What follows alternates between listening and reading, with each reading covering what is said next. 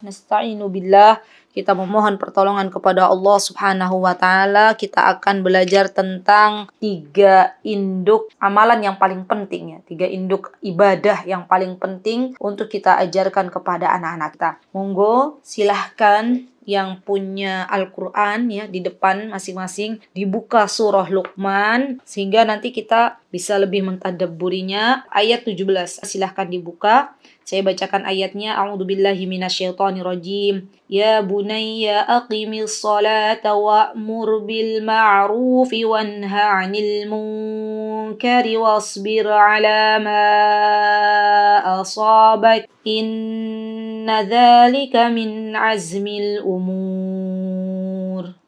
Wahai anakku, kata Luqman, nanti saya akan jelaskan insyaallah satu persatu, dirikanlah salat. Suruhlah manusia kepada kebaikan dan cegahlah dari kemungkaran, serta bersabarlah atas apa yang menimpamu, karena sesungguhnya yang demikian itu termasuk perkara yang penting. Subhanallah. Lihat, ternyata Luqmanul Hakim mengingatkan anaknya dengan 3 induk ibadah, yang mewasiatkan kepada anaknya dengan 3 induk ibadah.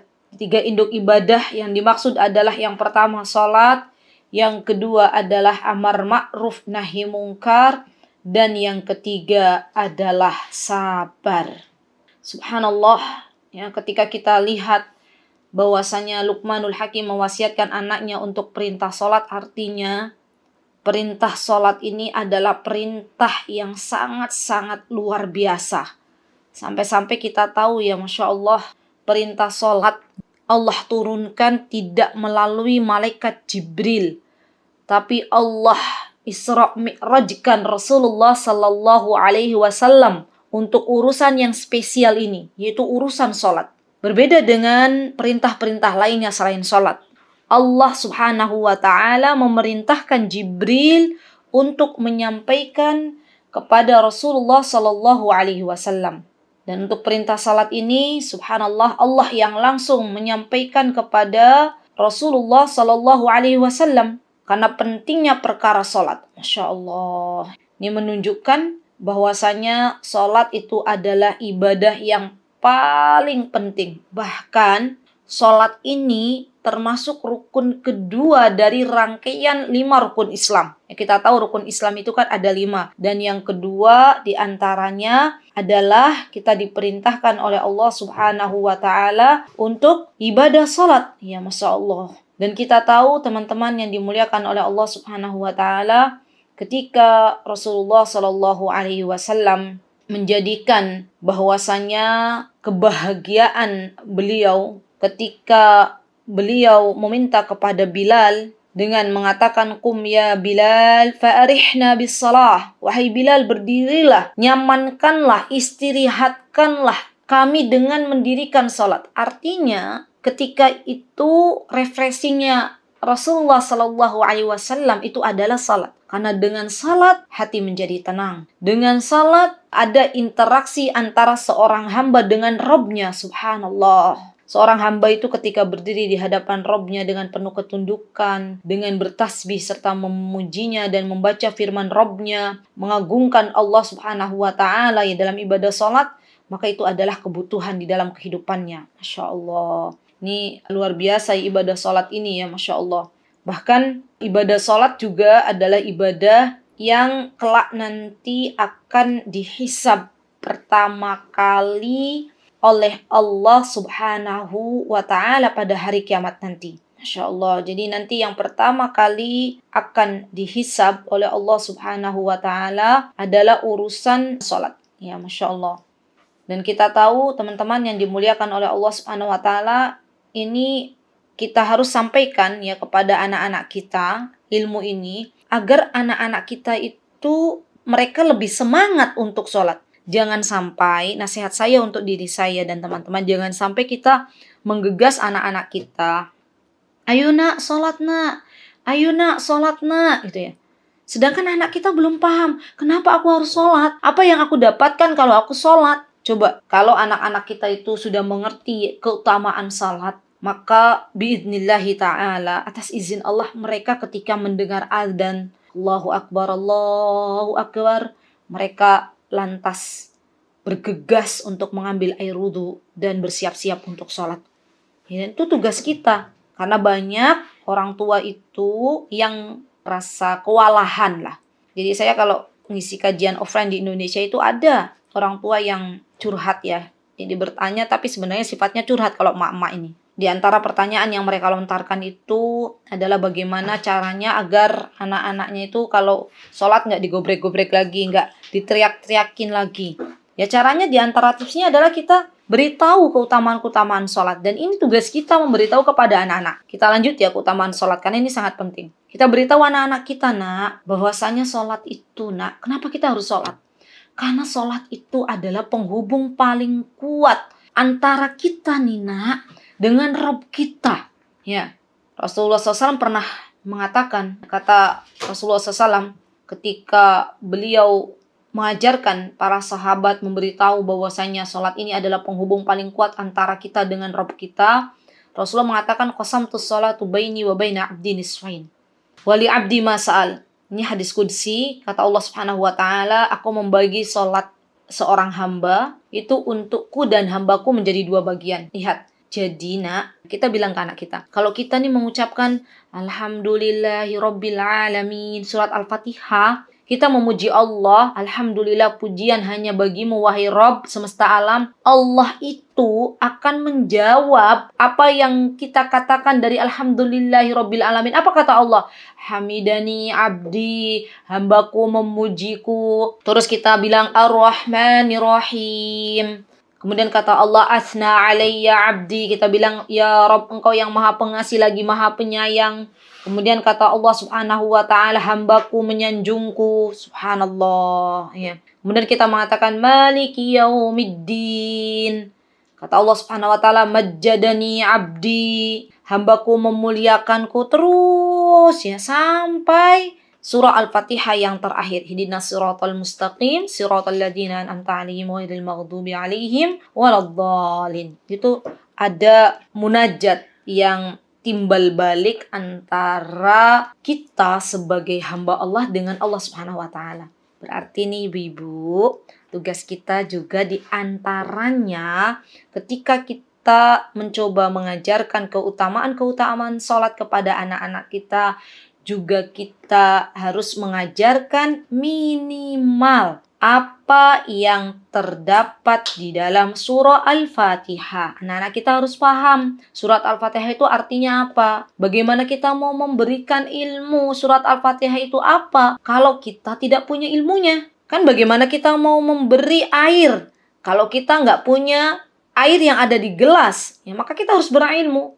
Minimal pahami surah Al-Fatihah dan kita ajarkan untuk anak-anak kita. Kemudian bagi kita juga bisa mengajarkan kepada anak-anak kita bahwasannya yang namanya sholat itu keutamaannya bisa menggugurkan dosa-dosa kecil.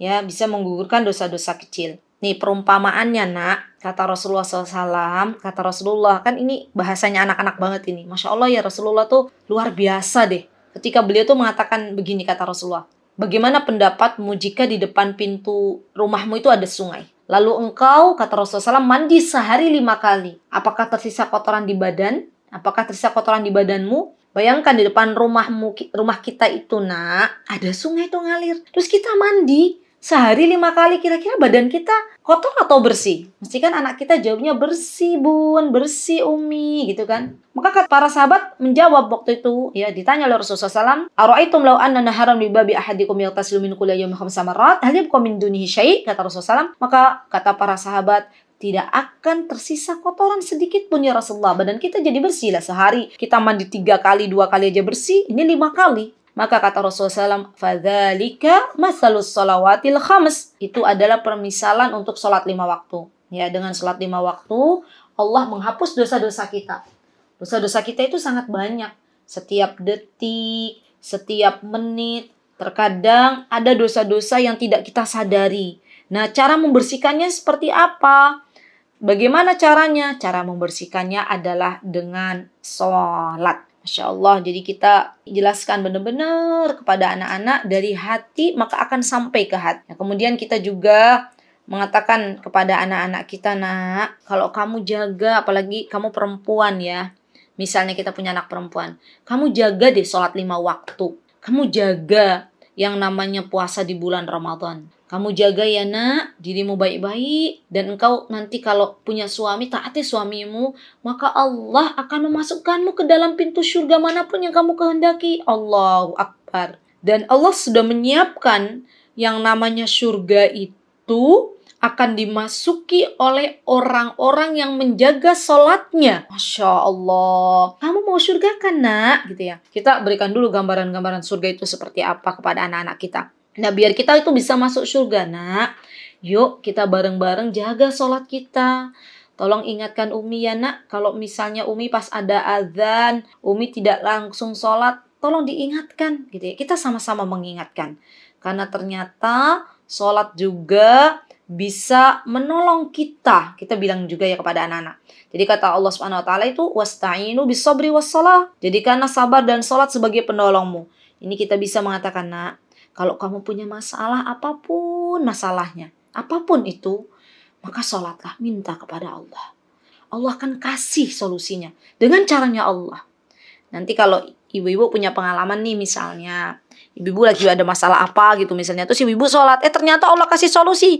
Boleh kita kasih tahu anak-anak, dulu tuh ya Umi tuh begini-begini loh. Dulu Umi tuh waktu itu tuh bener-bener ada masalah ini, kemudian misalnya masalah apa gitu, terus Umi bener-bener sholat, minta kepada Allah. Alhamdulillah Allah kasih solusi. Rasulullah juga begitu, nak. Rasulullah tuh kalau menemui kebuntuan dalam masalah, Rasulullah nggak tahu harus bagaimana. Rasulullah tuh sholat 2 rakaat minta sama Allah. Allah kasih solusinya. Jadi yang namanya minta tolong itu, nah ini kalau di Indonesia ini lagi heboh, namanya spirit doll. Jadi sekarang itu kan lagi viral spirit doll, boneka yang ini ya, yang bisa memberikan manfaat menurut mereka. Kalau minta tolong ke boneka ya bisa memberikan manfaat. Nah, nak, itu enggak boleh, nak. Namanya boneka itu benda mati. Dia tidak akan bisa memberikan apa-apa. Kalaupun misalnya orang-orang mengatakan itu bisa memberikan manfaat, itu ada jinnya di dalamnya. Jadi kamu kalau mau minta tolong, nak, kepada Allah, nak, sholat. Minta sama Allah, benar-benar minta. Karena dengan sholatmu Allah kasih solusi. Jadi sholat ini, nak, adalah salah satu jalan untuk kita bisa keluar dari berbagai macam masalah yang ada di dunia ini. Allah kasih, nak, kamu solusi dari semua masalah yang ada di dunia ini.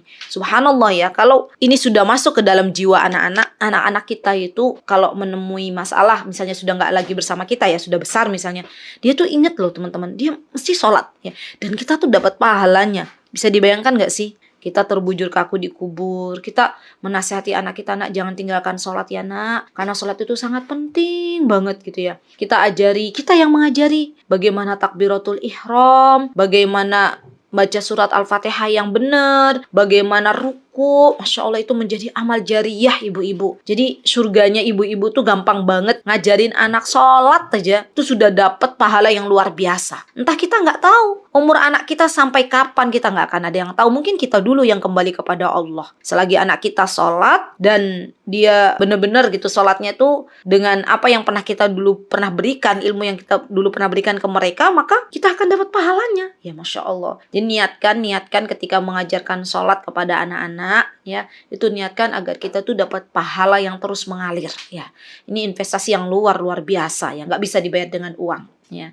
Jadi fokus ketika mendidik anak-anak diantaranya adalah fokus bagaimana mengajarkan anak-anak sholat ya. Kemudian jangan lupa juga kita berdoa kepada Allah Subhanahu wa taala agar Allah Subhanahu wa taala menjadikan anak-anak kita adalah anak-anak yang mencintai sholat. Ada doanya dalam Al-Quran. Doanya, Rabbi ja'alni muqimas shalah wa min dzurriyyati Rabbana wa taqabbal du'ai. Wahai Rabbku, ij'alni, jadikanlah aku muqimas shalah, orang-orang yang mendirikan shalah. Rabbi ja'alni muqimas shalah wa min dzurriyyati, dan juga anakku ya Rabb, keturunanku, jadikanlah mereka orang-orang yang cinta dengan salat, yang suka dengan salat, yang mendirikan salat. Rabbana wa taqabbal du'ai, ya Allah, terimalah doaku. Ya, Masya Allah.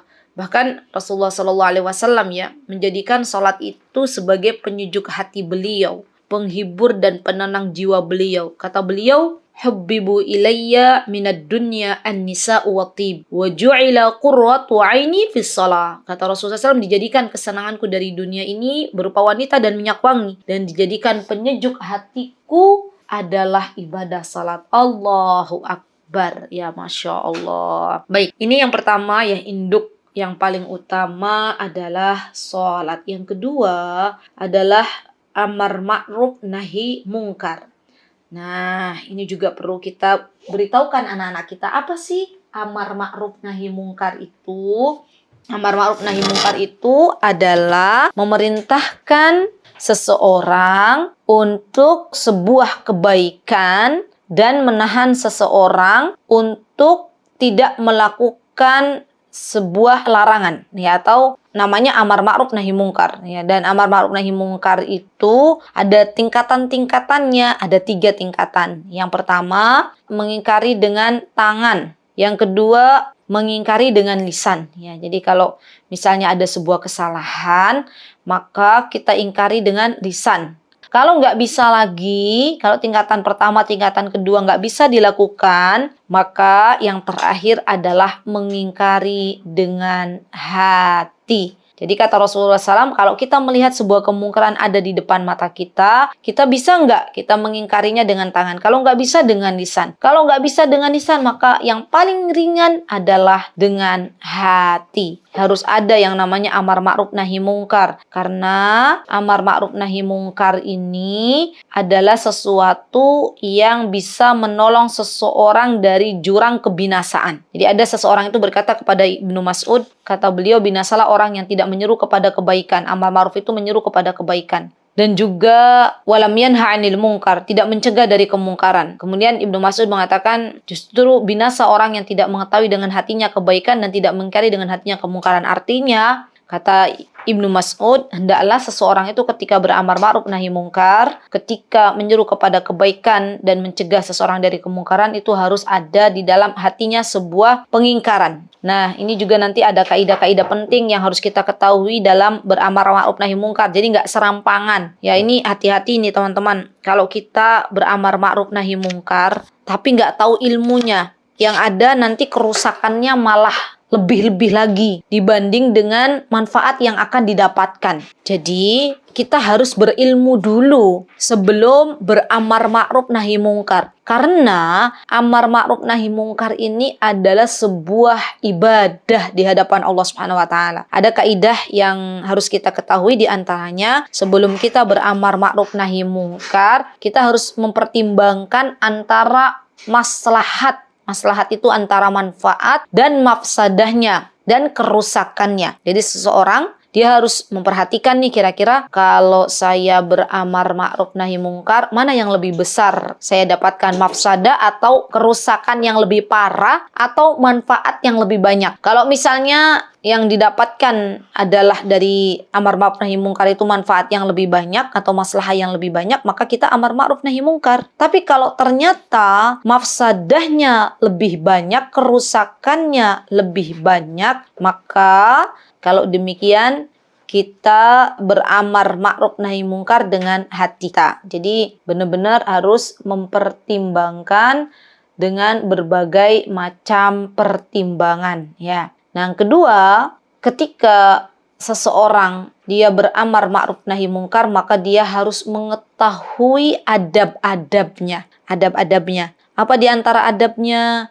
Orang beramar ma'ruf nahi mungkar itu diniatkan hanya untuk mengharap wajah Allah. Jadi bukan untuk semena-mena biar pengen dipuji, biar pengen dikatakan wah orang pemberani suka beramar ma'ruf nahi mungkar. Bukan.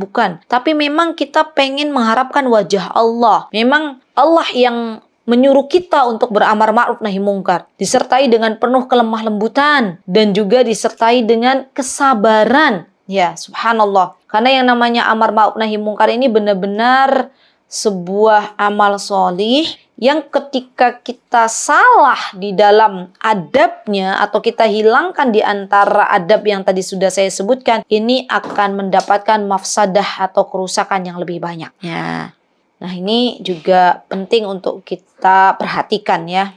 Kemudian, teman-teman yang dimuliakan oleh Allah Subhanahu wa taala, di antara pertimbangan yang kita mesti ketahui dari bab amar ma'ruf nahi mungkar, ini kita juga harus mengerti metodenya. Ya, jadi dalam beramar ma'ruf nahi mungkar itu teman-teman, dalam menyeru kebenaran itu kita harus paham siapa sih yang mau kita ajak untuk kebenaran itu, siapa yang mau kita ajak. Kalau misalnya yang kita ajak adalah orang yang lebih tua dari kita usianya misalnya, maka pakailah metode untuk tidak merasa kita itu menggurui gitu ya. Karena biasanya kan yang namanya orang yang sudah sepuh, orang yang sudah lebih besar usianya dari kita, itu kalau kita tuh beramar ma'ruf nahi mungkarnya itu cara atau metodenya itu menggurui, biasanya mental, ya mental. Maka setiap audiens atau setiap orang dari sebuah kelompok tertentu, kita harus bisa menggunakan metode yang berbeda-beda. Berbeda loh yang namanya menyampaikan ketika kita beramar ma'ruf kepada anak-anak dengan kepada penguasa misalnya.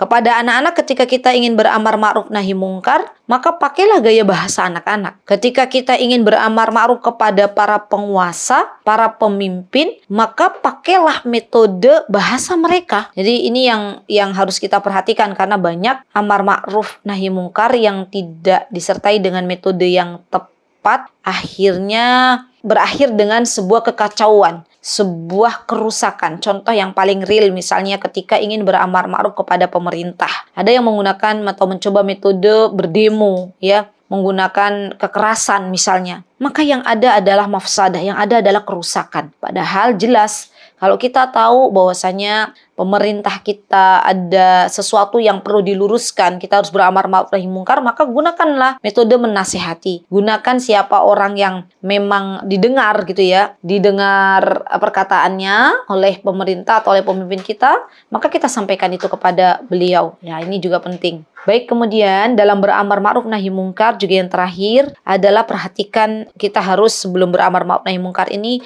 harus berdoa, mendoakan orang yang akan kita nasihati misalnya, orang yang akan kita seru dalam kebenaran ya, itu benar-benar ya, ini doa itu senjata utamanya kita.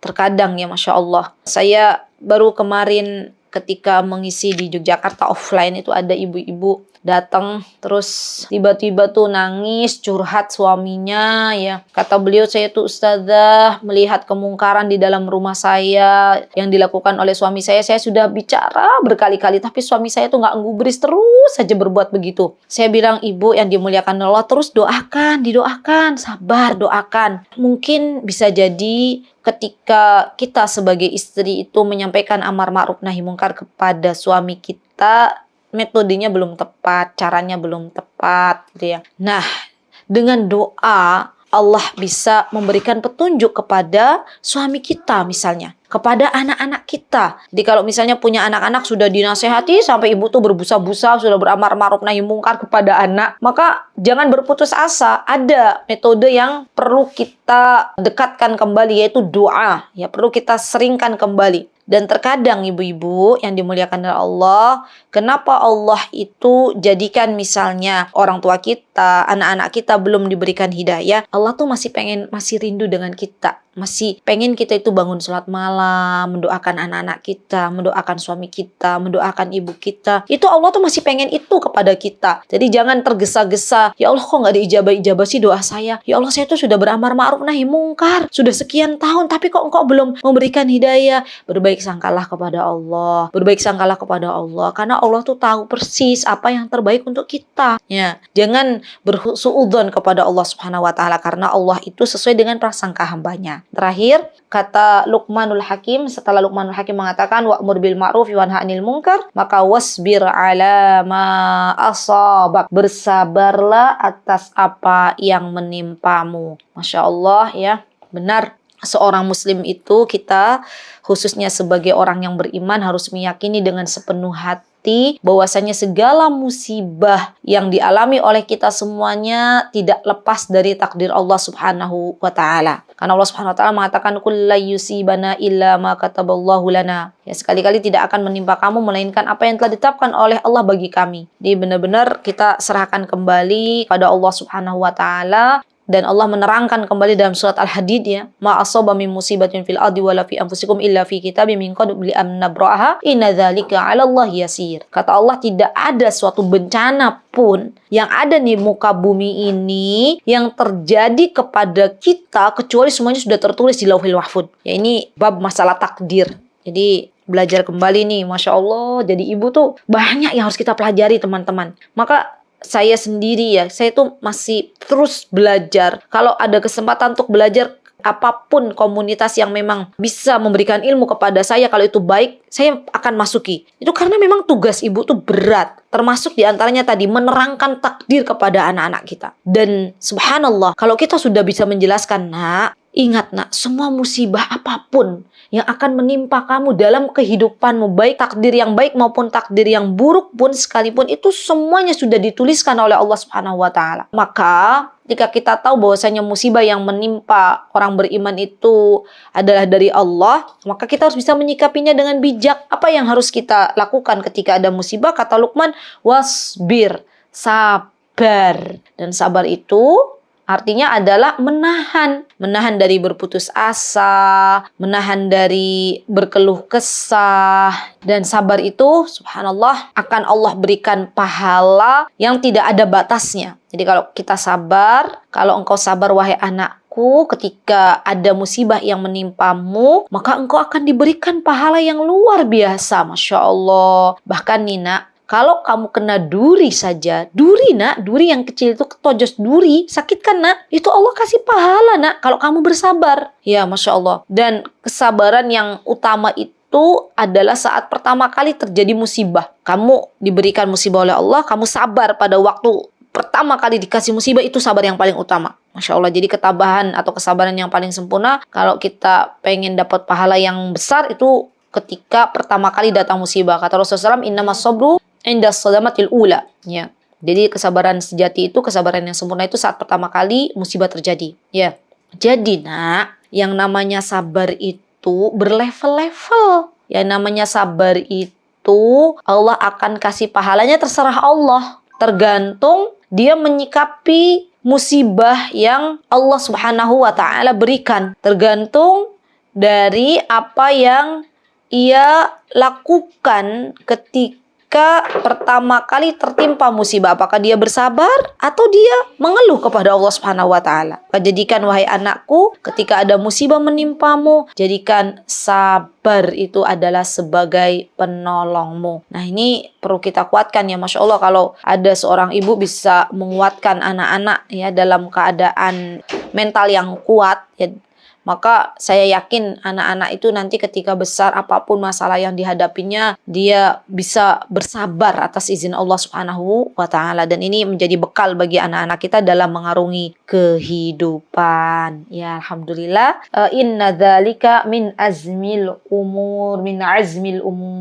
Sesungguhnya demikian itu termasuk perkara yang penting. Jadi yang disebutkan tadi 3 itu, ya, itu adalah induknya ibadah dan landasan semua kebaikan yang ada di dunia ini. Masya Allah. Karena di sini Allah menutupnya dengan inna dzalika min azmil umur. Sesungguhnya yang demikian itu termasuk hal-hal yang Allah wajibkan bagi kita, dan itu adalah sesuatu yang sangat-sangat penting. Baik, teman-teman yang dimuliakan oleh Allah Subhanahu wa taala, kesempurnaan hanya milik Allah Subhanahu wa taala dan kekurangan adalah milik saya. Saya mohon maaf jika ada kekurangan di sana sini.